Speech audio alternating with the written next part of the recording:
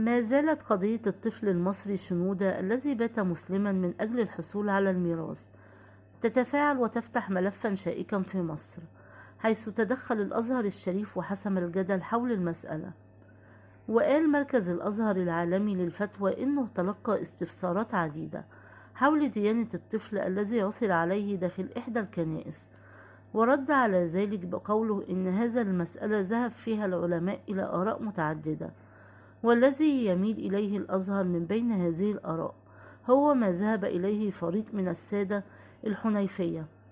كما أضاف أن الطفل اللقيط إذا وجد في كنيسة وكان الذي عثر عليه غير مسلم فهو على دين من وجده،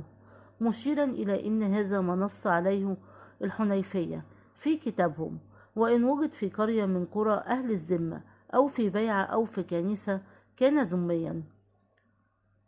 كانت قصة الطفل شنودة قد تصدرت وسائل الإعلام المصرية من جديد بعد حكم المحكمة الإدارية بعدم الاختصاص ورفض الدعوى المقامة من محامي أسرة الطفل بالتبني باحتضانه لها، لينتقل الطفل نفسه وفقا للقانون لدار رعاية الأيتام ويتم تغيير اسمه إلى يوسف ويصبح مسلما. تعود القصة إلى عام 2018 حيث عثرت السيدة القبطية آمال فكري التي حرمت من الإنجاب والأمومة على طفل رضيع داخل إحدى الكنائس المصرية في منطقة الزاوية الحمراء، لتقرر مع زوجها احتضان الطفل وتبنيه، وأطلق عليه اسم شنودة فاروق فوزي بولس.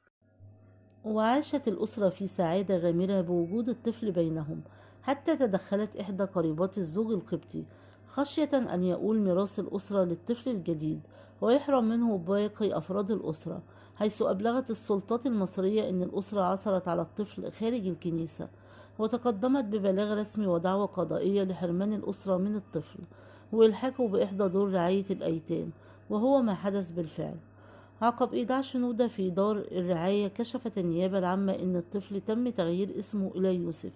وبات مسلما بحكم القانون الذي يعتبر فاقد الأهلية مسلما بالفطرة، فيما أعلنت النيابة العامة أنه تم إيداعه دار أيتام بوصفه فاقد للأهلية وتغيير اسمه إلى يوسف عبد الله محمد.